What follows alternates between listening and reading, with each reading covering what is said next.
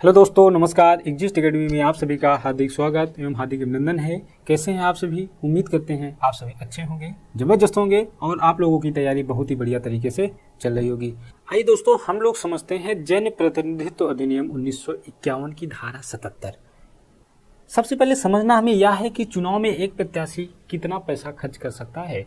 जैसे अभी लोकसभा का इलेक्शन चल रहा है, तो लोकसभा के इलेक्शन में एक सदस्य अपने क्षेत्र से कितना पैसा खर्च कर सकता है चुनाव प्रचार के रूप में।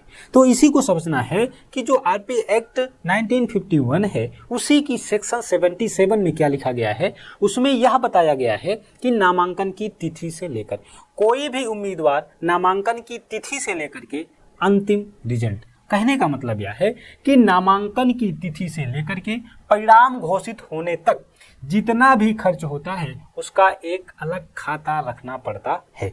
मतलब मेरे कहने का यह है कि कोई भी उम्मीदवार नामांकन की तिथि से लेकर के परिणाम घोषित होने तक जितने भी खर्च किया है उसका एक अलग से हिसाब किताब या एक अलग से खाता रखना पड़ता है। क्लियर बात है? दूसरी बात को समझना है, तो सर ये पैसा खर्च होकर के इसका हिसाब हमने रख लिया, तो इसको करेंगे क्या?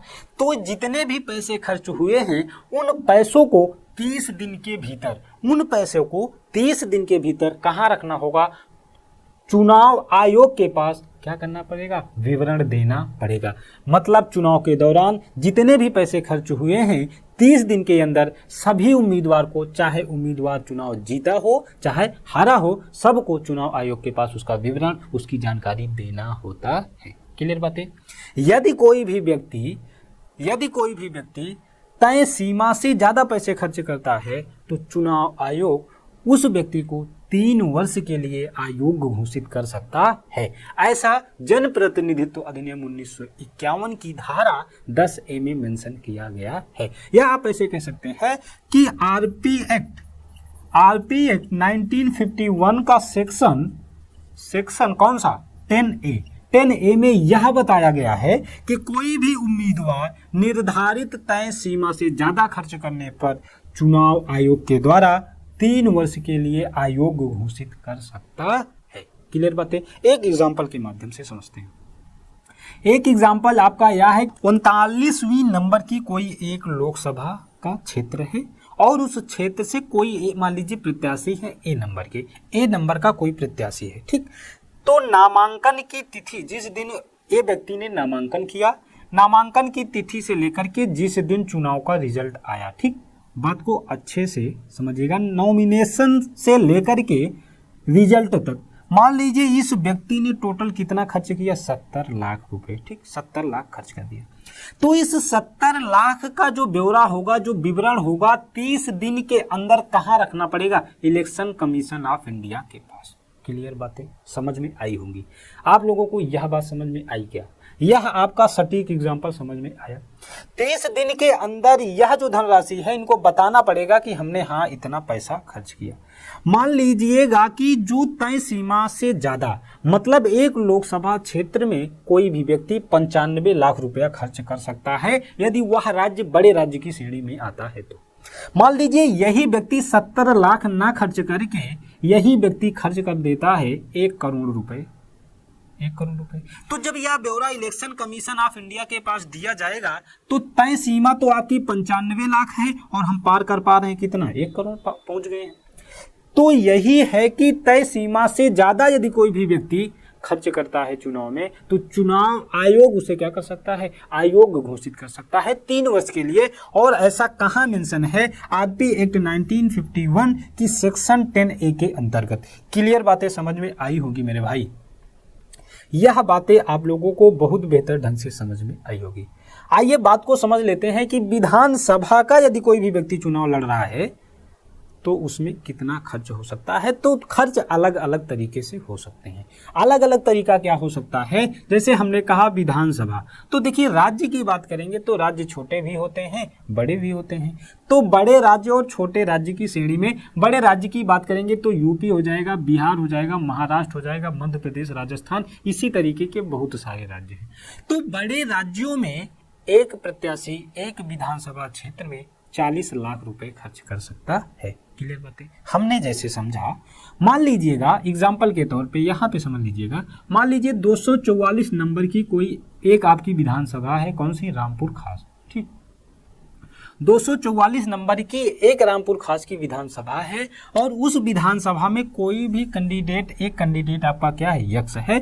तो यक्ष व्यक्ति कितना पैसा खर्च कर सकता है चुनाव प्रचार में? 40 लाख रुपए खर्च कर सकता है। आई होप कि आप लोगों को यह बातें समझ में आई होंगी, यह बातें समझ में आई होंगी। दूसरी बात को समझते हैं। मान लीजिए 28 लाख की बात कर रहे हैं, तो 28 लाख कहाँ पे खर्च होता है? तो जैसे मान लीजिए कोई एक राज्य है गोवा है, कोई एक राज्य आपका क्या है? सिक्किम है, कोई एक राज्य मान लीजिए असम है, इसी तरीके से मिजोरम है, इसी तरीके से मणिपुर हो जाएगा।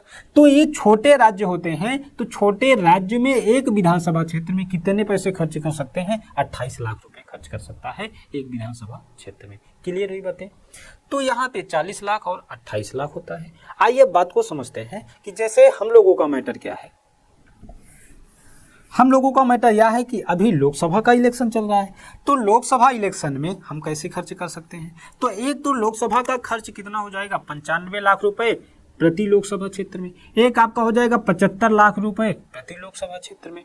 तो जो बड़े राज्य होंगे, बड़े राज्य, तो बड़े राज्य की श्रेणी में जैसे हमने यहाँ पर बताया कि यूपी हो जाएगा, बिहार, महाराष्ट्र, मध्य प्रदेश, ये सभी आपके बड़े राज्य हैं। तो बड़े राज्य में एक व्यक्ति अपने लोकसभा क्षेत्र में कितने पैसे खर्च कर सकता है? 95 लाख रुपए खर्च कर सकता है। इसी तरीके से बात करेंगे, कोई भी मान लीजिए छोटा राज्य है, भाई देखिए छोटे राज्य की बात करेंगे, जैसे हमने कहा गोवा हो गया, इसी तरीके से सिक्किम हो गया। तो गोवा छोटा राज्य है, सिक्किम भी छोटा राज्य है, तो यहाँ पे 95 लाख रुपए खर्च नहीं होते हैं, यहाँ पे 75 लाख रुपए क्या होते हैं? एक लोकसभा क्षेत्र में कितना? 75 लाख रुपए खर्च होते हैं। क्लियर हुई बातें? यह तो रहा आप लोगों को, यह रहा आप लोगों का मैटर कि यहाँ चीज़ें क्या समझना था, क्या नहीं समझना था। लेकिन प्रॉब्लम कहाँ पर है, कहाँ पे कंफ्यूजन है? कंफ्यूजन है जैसे मान लीजिएगा कोई व्यक्ति चुनाव में प्रचार करने गया और कोई बड़ा नेता आ गया। कोई बड़ा नेता, आप यहाँ से समझिएगा, कोई बड़ा नेता का मतलब होता है जैसे मान लीजिए बड़े नेता की श्रेणी में कौन कौन आ सकते हैं? राहुल गांधी जी आ सकते हैं, खड़गे जी आ सकते हैं। इसी तरीके से हम बात करेंगे, अमित शाह जी हो सकते हैं, राजनाथ जी हो सकते हैं। इसी तरीके से नितिन गडकरी जी हो सकते हैं, कोई दिक्कत नहीं है, हो सकते हैं। ठीक, ये मान लीजिए सभी आपके क्या हैं? बड़े नेता हैं। तो जब बड़े नेता चुनाव प्रचार में आते हैं, चुनाव प्रचार में जब पहुंचते हैं, तो भाई इनका खर्च बहुत ज्यादा होता है। कहीं ना कहीं 95 लाख नहीं, ये तो कहीं ना कहीं एक ही रैली में इतना खर्चा हो जाता है, एक ही प्रचार में इन सब का खर्च ज्यादा होता है, क्योंकि भैया ये साहेब लोग हवाई जहाज से आते हैं नहीं आते हैं। तो चुनाव प्रचार में जो बड़े नेता दिखाई देते हैं, तो बड़े नेता का जो भी खर्चा होता है वह इस उम्मीदवार में शामिल नहीं होता है। क्लियर हुई बातें? मतलब किसी भी क्षेत्र में जैसे मान लीजिए अमित शाह जी है या रायबरेली क्षेत्र में राहुल गांधी जी प्रवेश किए, तो वो आम प्रचारक नहीं है, वो एक विशेष प्रचारक में माने जाएंगे, जिसे हम कह सकते हैं स्टार प्रचारक होते हैं। अगर स्टार प्रचारक कोई भी व्यक्ति आया प्रचार करने, तो जाहिर सी बात है कि इनका खर्च ज्यादा होगा, तो इनके खर्च को इस लोकसभा के जो सदस्य होते हैं इसमें नहीं शामिल किया जाता है, इनका खर्च अलग होता है। और ये जो विशेष नेता होते हैं इनको हम कह सकते हैं स्टार प्रचारक। क्या कह सकते हैं? स्टार प्रचारक कह देते हैं। क्लियर हुई बातें? क्लियर हुई बातें या नहीं मेरे भाई? यह बातें आप लोगों को समझ में आई होगी। यह बातें आप लोगों को समझ में आई है तो चैनल को जरूर एक बार लाइक करें, शेयर करें और कमेंट करें। Okay, thank you.